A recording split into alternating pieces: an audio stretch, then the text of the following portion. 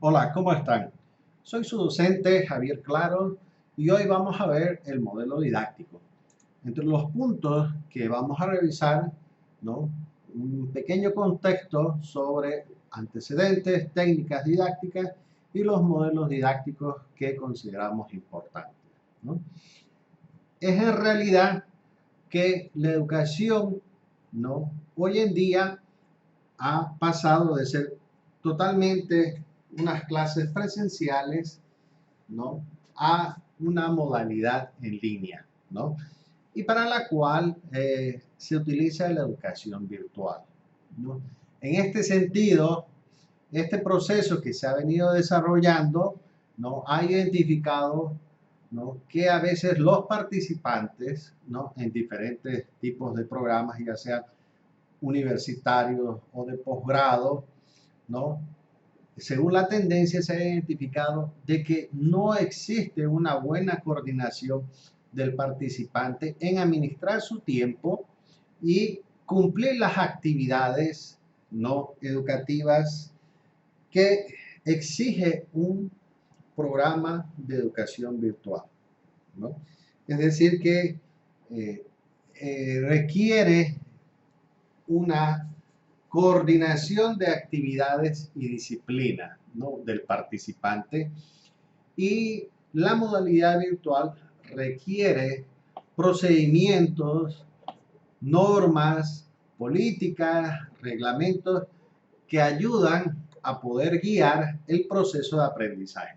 Todo esto está dentro de un modelo educativo virtual, ¿no? En ese aspecto se ha encontrado que los participantes no cumplen las tareas, no leen los documentos, ¿no? Que indica el docente, no hacen un estudio de investigación sobre contextos que son los lineamientos para su mejor aprendizaje. No realizan a profundidad o a conciencia el análisis de casos de estudio, lecturas, prácticas, contextualización de la realidad, ¿no? Y si lo hacen, tal vez no utilizan el tiempo planificado. Es decir, que si yo tengo virtualmente una actividad que cumplir en una semana y debo dar un examen, debo leer, ¿no? Los primeros 2 días. Posteriormente, debo realizar prácticas, volver a hacer una lectura en el cuarto día y hacer algunos casos especiales o de soporte, y en el quinto día debo prepararme para un análisis de los conceptos retenidos y reforzar con la lectura para poder someterme en una semana al final de ese término a una prueba de evaluación.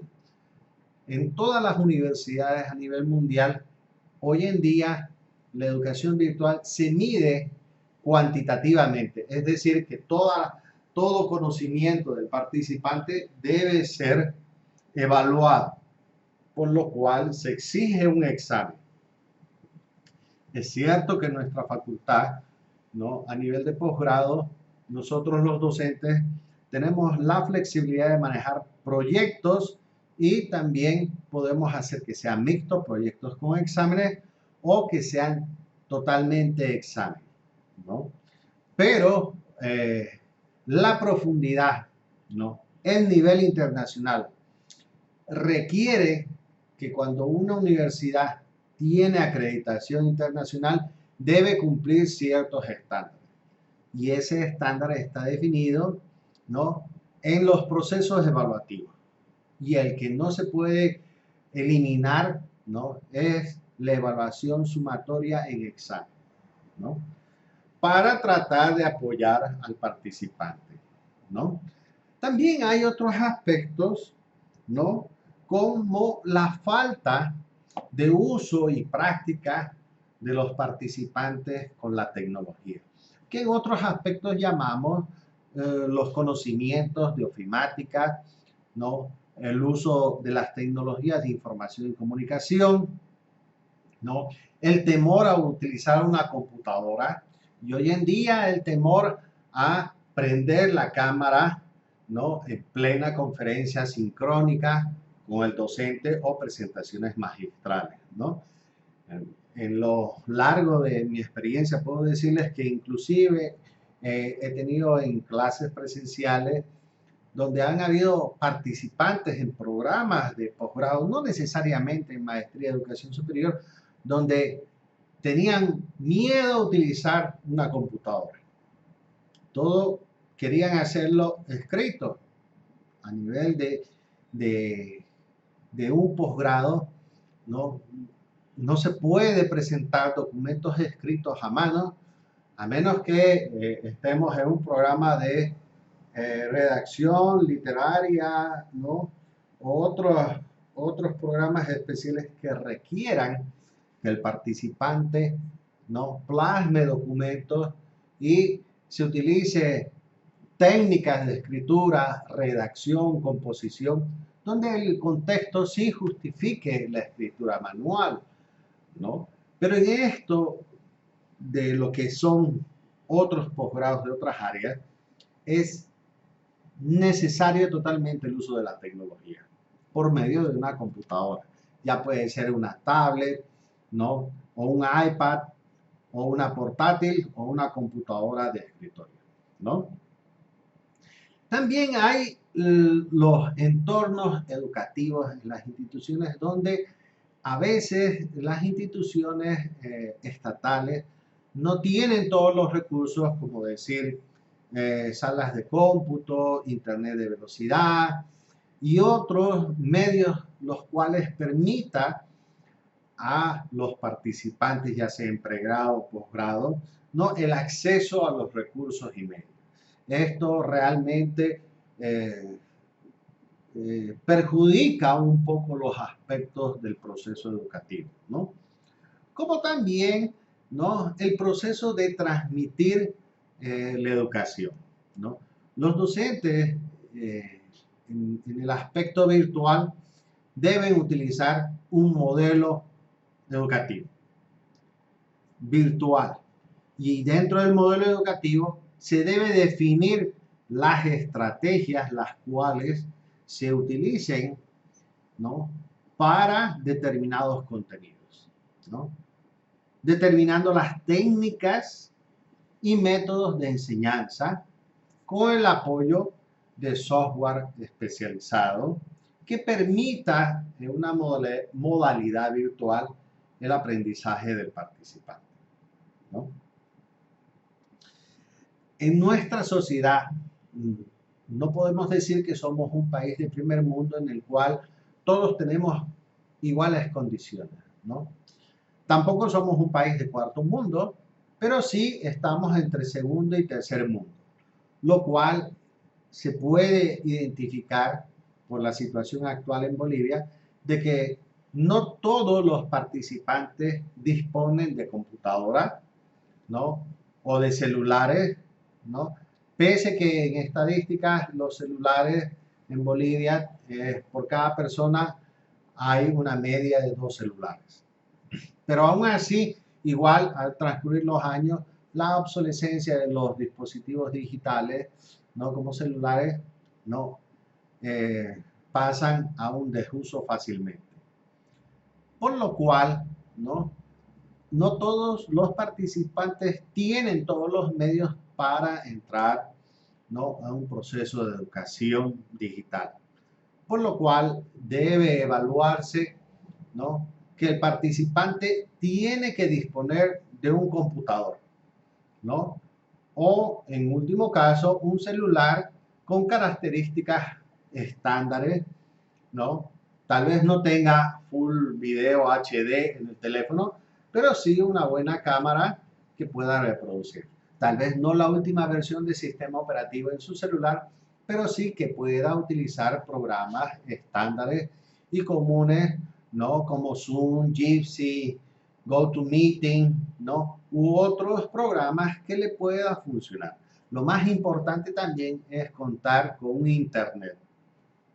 Es decir, que el participante debe tener las capacidades, ¿no? De poder administrar su dispositivo inteligente, tener competencias ofimáticas, ¿no? Tener el deseo de aprender con estos medios, conocimientos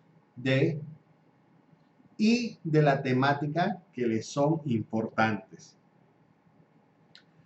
Esto va a permitir que se igualen, ¿no?, los aspectos técnicos entre los participantes y puedan permitir el desarrollo del proceso del aprendizaje.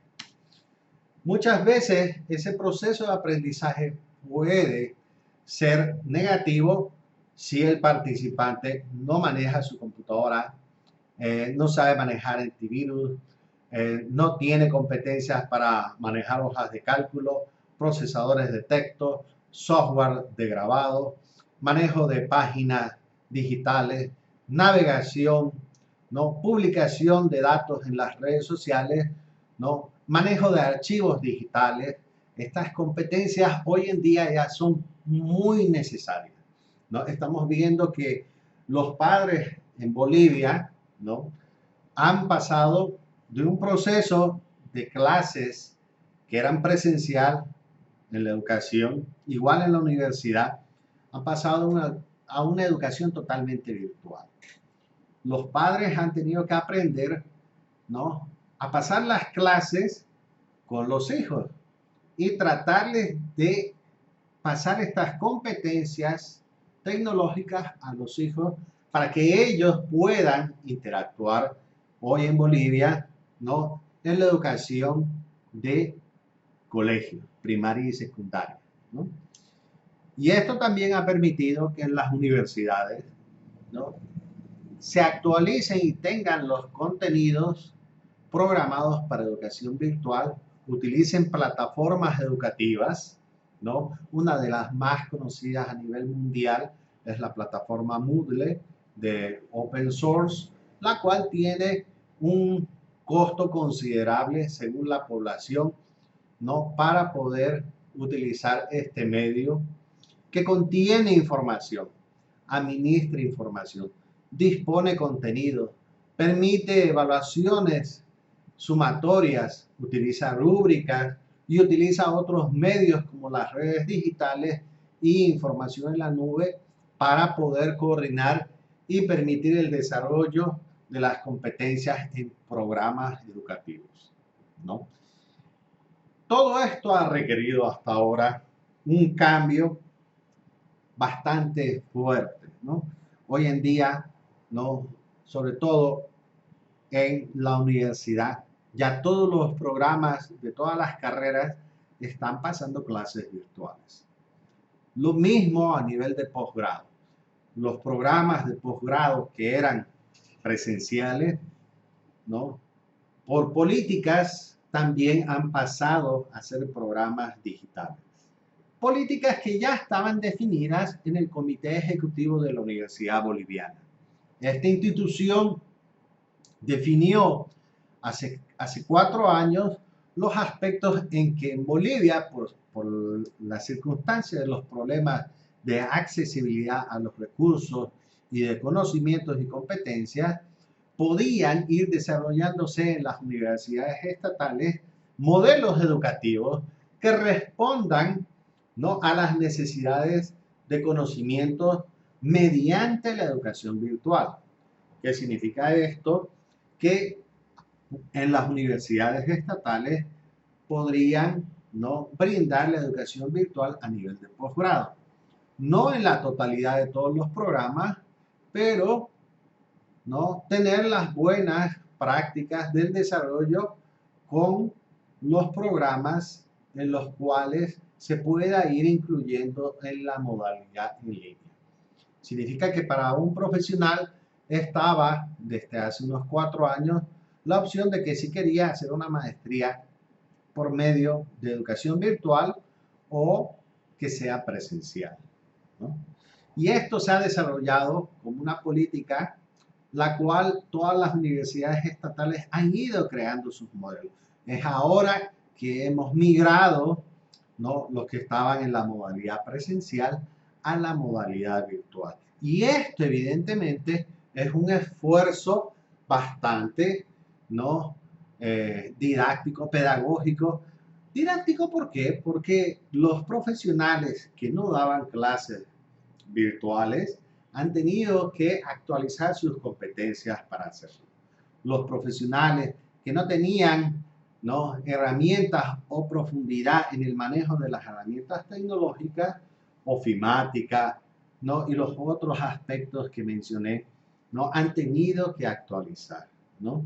Es muy importante ahora esa transformación que se ha dado a nivel educativo por los docentes, como también la transformación de las personas que han estado en programas educativos presenciales y han pasado a programas educativos virtuales, ¿no? En Bolivia ya son más de 20 años que se está dando educación virtual. Comenzaron los programas, ¿no?, llegando del exterior con convenios universitarios en los cuales los profesionales podían sumarse, ¿no?, a la educación virtual.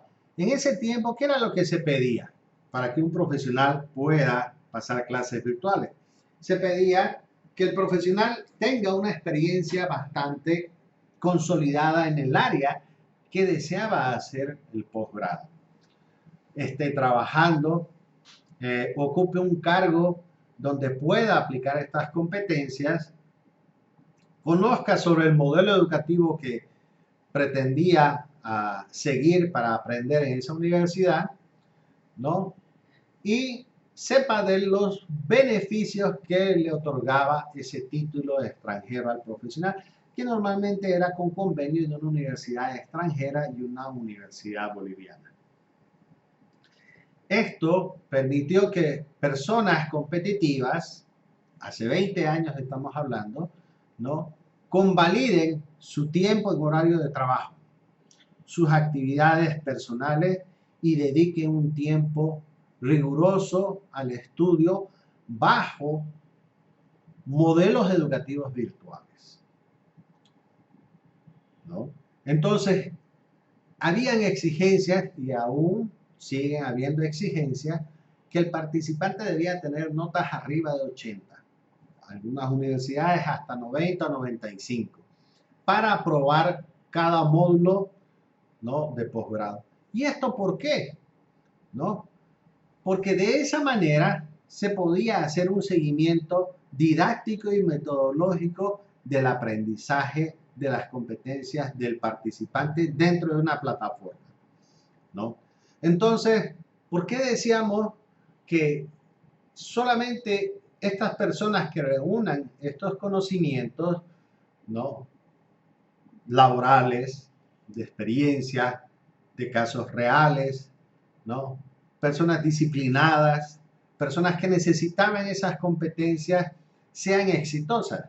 Porque esto permite que no exista abandono de programas, lo cual permitía a las universidades internacionales en avanzar, ¿no?, con un 90% de éxito en cada uno de sus programas educativos, ¿no?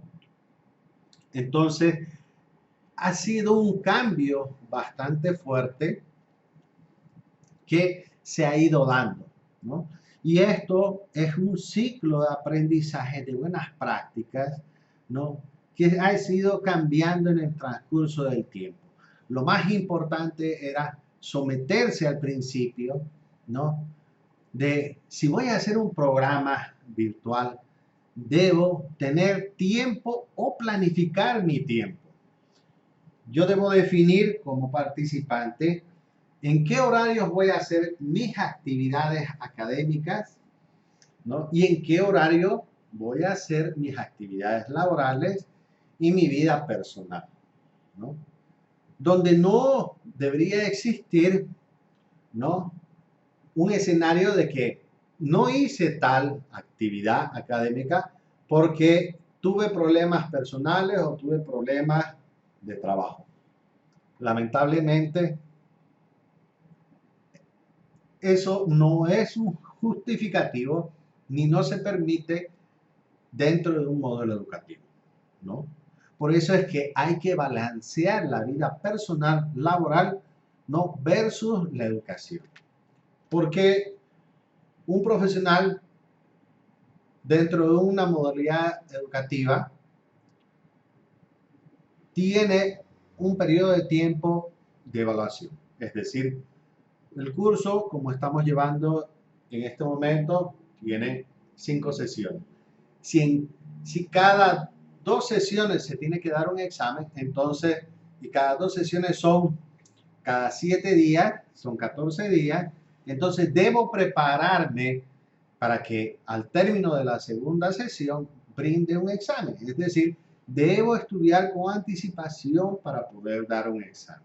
Y yo como participante debo distribuir mi tiempo de estudio y compatibilizar mis actividades personales y de trabajo, ¿no? Y esto permite elevar el aprendizaje consciente de las competencias y permite que lo planificado metodológicamente para la educación se utilicen, ¿no?, los medios didácticos adecuados. Por eso es muy importante, ¿no?, el desarrollo de proyectos, ¿no? En el desarrollo de proyectos se trata de hablar de el estudio del arte, ¿no? Es tratar de hacer que los problemas de la sociedad, ¿no?, se analicen desde los criterios teóricos y se pueda crear un proyecto, ¿no?, donde se aplique las competencias adquiridas, ¿no? Por eso es bueno también, ¿no?, y ha permitido que el trabajo multidisciplinario, ¿no?, trabajos en grupo, se desarrollen ahora como una metodología del trabajo colaborativo, ¿no?, donde se permite interactuar y aportar con competencias y conocimientos dentro de un grupo, ¿no?, para poder rendir un nivel académico, ¿no?, donde los participantes puedan nivelarse en sus competencias y permita que puedan unir criterios, desarrollar un proyecto, aportar desde diferentes puntos de vista técnicos especializados en proyectos que representen el aplicar, ¿no?, las técnicas, los métodos adquiridos, ¿no?, la forma de cómo llevar adelante, ¿no?, los objetivos planificados, ¿no?, resolviendo problemáticas de la sociedad, ¿no? Entre las técnicas también utilizadas, ¿no?, tenemos el aprendizaje basado en problemas, ¿no?, donde se debe conceptualizar de una manera real, ¿no?, sacar de nuestra sociedad aspectos de la educación, porque nuestra maestría corresponde a esa área, donde no se ha solucionado, ¿no?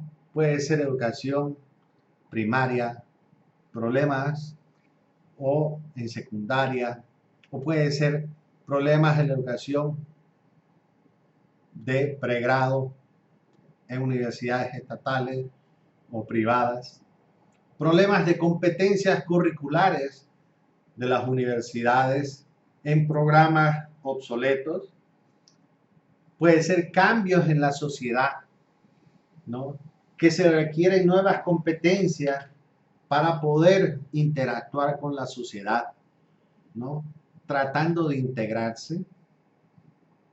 El aprendizaje basado en problemas es tratar de compatibilizar los conocimientos teóricos para brindar soluciones, ¿no?, reales, ¿no? Entonces, ¿no?, vemos que estas técnicas utilizadas en la educación virtual son importantes, pero también hay que considerar un aspecto. Si el posgrado virtual se está dando en Santa Cruz, ¿no? No podemos hablar de temas de la paz o problemas de la paz. Los problemas deberían ser regionales. Ahora, si el programa está extendido a nivel nacional y se suscriben personas, ¿no?, o participantes de cualquier parte del país, ¿no?, entonces se deben tomar aspectos nacionales, no regionales, ¿no?, para contextualizar los problemas de la sociedad, ¿no? Porque si hablamos de problemas locales, cuando nuestro posgrado está a nivel nacional, ¿quién, los de La Paz o los de Pando, qué van a saber de los problemas que hay en Montero? O viceversa, ¿no? Entonces, mucho se relaciona con el alcance geográfico virtual que tiene el programa. Cuando uno se inscribe a programas internacionales virtuales, el análisis de los problemas reales son internacionales, ¿no?, donde existe más contexto, ¿no?, y se tienen que ver según al área de extensión geográfica virtual, ¿no? Eso es muy importante. Evidentemente, el aprendizaje de servicio también, como vemos acá en la parte teórica, vamos a leer el concepto. Esta técnica ofrece al estudiante aplicar los conocimientos y habilidades adquiridas para responder necesidades propias de la comunidad mediante experiencia de servicio. El alumno toma conciencia de la realidad, comprende la responsabilidad de su profesión y debe utilizar las competencias adquiridas para brindar soluciones en base a técnicas, métodos aprendidos en diferentes contenidos especializados, ¿no? Es por eso que también se utilizan los métodos de caso, ¿no? Los métodos de caso permiten, ¿no?, el análisis situacional de una problemática donde existen metodologías, técnicas, métodos, ¿no?, escenarios complejos de la profundidad de la especialización de una unidad, ¿no?, o de varias unidades. El aprendizaje basado en problemas, ¿no?, el orientado a proyectos y el aprendizaje de servicio, ¿no? Recordemos, el trabajo colaborativo también es muy importante, ¿no? Y ahí también se ve los aspectos en los cuales los participantes pueden analizar, discutir, utilizar la técnica Delphi, ¿no?, consultar a expertos, buscar información, ¿no? Y para eso necesitan también un proceso, ¿no?, de aprendizaje basado en la investigación para poder desarrollar estas competencias y les permita, ¿no?, asentar sus conocimientos sobre evidencia, ¿no? No cualquier tipo de investigación, tiene que ser investigación de una institución como una universidad, un posgrado, un comité científico profesional de algún área, ¿no?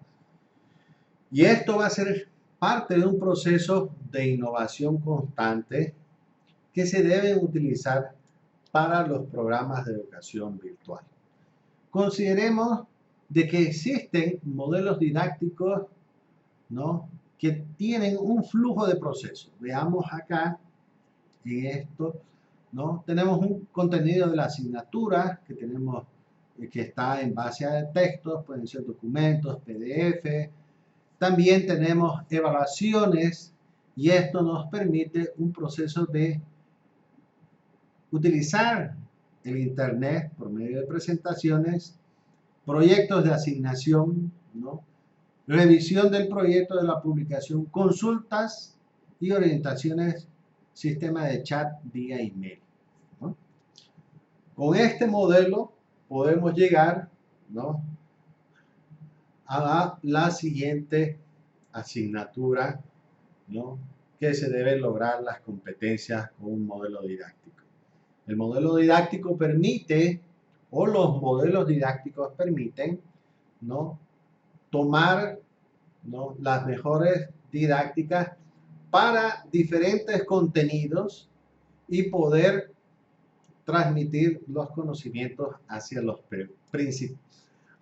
principales temas de nuestros participantes.